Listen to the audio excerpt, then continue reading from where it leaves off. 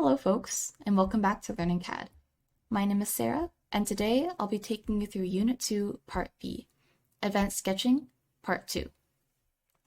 So this video will focus mostly on sketch constraints, or as they're sometimes known, sketch relations. And these are tools that define entities and how they relate to each other, and they can help us achieve accuracy in our sketches. For example, making sure two lines in a rectangle always intersect perfectly, or maybe making sure your circle always has a radius of 6.5 inches.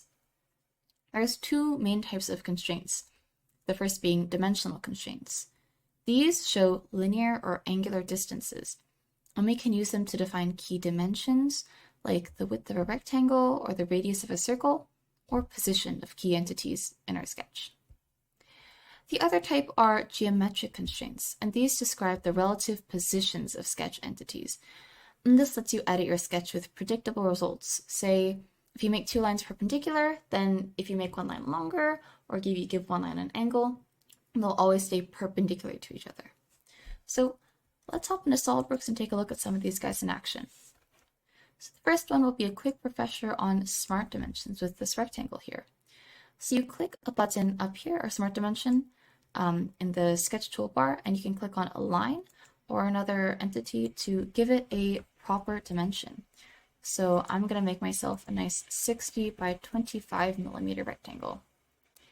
The other way you can use this tool is by giving distances between two different entities. So in this case, I'm going to make myself 15 millimeters from the y-axis and 15 millimeters from the x-axis. So you may notice that as I added these dimensions, the lines in my rectangle turned black. And that is one of the ways that SOLIDWORKS tells us that a sketch is fully defined. The other two ways are in this toolbar down here where it says fully defined, and in the sketch name. You'll notice that if I delete one of my dimensions, a little minus sign shows up in front of the sketch name. The sketch becomes underdefined down here, and some of these lines turn blue. So being fully defined is when there's no uncertainty in where or what the shape will look like. We always know it's going to be at X position in space and it's going to have X dimensions. Right now, because it's underdefined, there are multiple positions it can occupy while still satisfying everything that we've told it. I can move it up or down like this. So to fully define it, I'm going to put my little dimension back here, make it 20 millimeters this time. So it's important to fully define sketches to ensure that making future changes won't disrupt any of the progress you've made so far, and it's generally just good practice to fully define your sketches. So as I mentioned before, dimensional constraints aren't just linear distances, they can also be angular distances. So I can make a 50 millimeter line that is exactly 30 degrees from the horizontal, like so. Awesome. So I'm going to clear out our sketch and we're going to take a look at some geometric constraints now.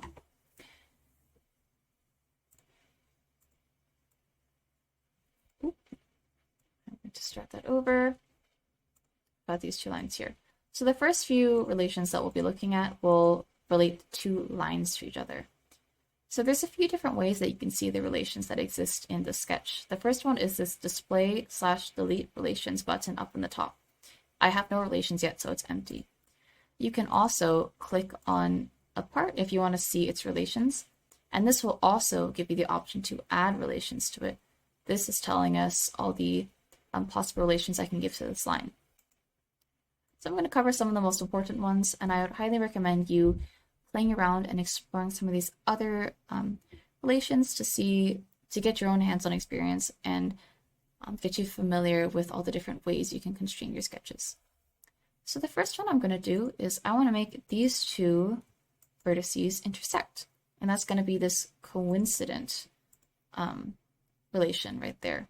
So now if I click on these, you'll see that, or now if I click on this point, you'll see that I have them intersecting. The next one are my horizontal and vertical relations. So I can make this line vertical. You'll see it shows up in this relations button now. And horizontal. I'm going to scroll it so you can see that. Awesome. And one thing before we move on to point out is over defining sketches. So let's say I want this line to be horizontal now, and I click on that. Oh no, alarm colors, red, yellow everywhere. This is SOLIDWORKS' way of telling us that, hey, you've given me a few too many instructions to follow, and some of them are getting in the way of each other. Because you can't have a line that's horizontal and vertical at the same time. So the way to fix that is we'll just delete one of our offending relations, and it will go back to being happy. You can now find a valid solution. So yeah, when you see those colors, that just means you have a few too many relations, and SOLIDWORKS can't make them all happen at once. Next on our docket, we're going to take a look at equal, parallel, and perpendicular. So the equal, as the name suggests, makes sure that the magnitude of these two lines is always the same.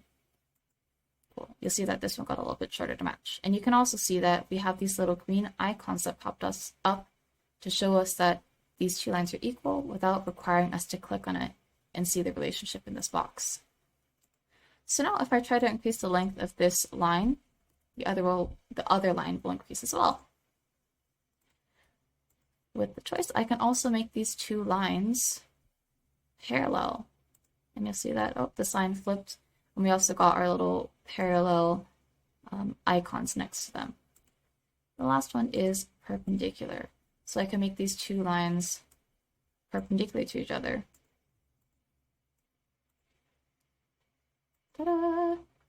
Fantastic. The next two we're going to take a look at will involve circles. So there's a few different ways we can constrain circles and arcs. So the first one being our concentric relation. So if I click on these two and I hit concentric, this will make sure that they always share the same center. So if I move them around, or maybe make one of them a little bit bigger, they will always share the same center.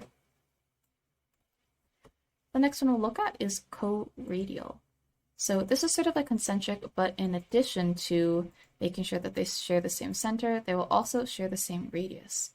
So in this case, I have two different arcs, and I want them to be separate, but sort of fill in part of the same circle. So to show you what I mean, I'm going to hit co-radial here. I'm going to move these two arcs this way. And you'll see that you can sort of visually see that they fill in the same circle. I'll do that again so you can see it a little more clearly. They did something a little funky there.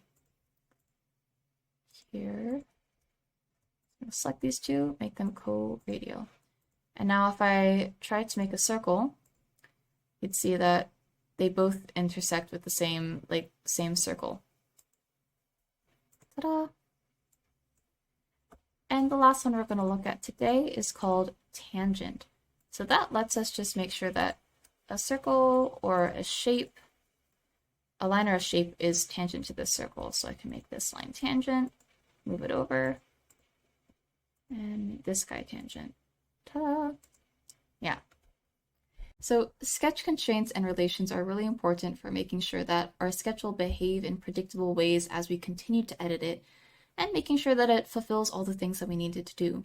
Making sure that this circle will always be the right size to fit whatever application we're going to use it for in the future, or making sure that, you know, this line and the circle are always tangent for whatever reason you need it to be. Super important to continue playing around with these sketches. You may notice that as I've been using them in this video, sometimes the sketch may have been responding in ways that you didn't expect, but still fulfilling the constraints that I put in it. So keep on playing around with them, get used to them, and eventually start using them in your own parts.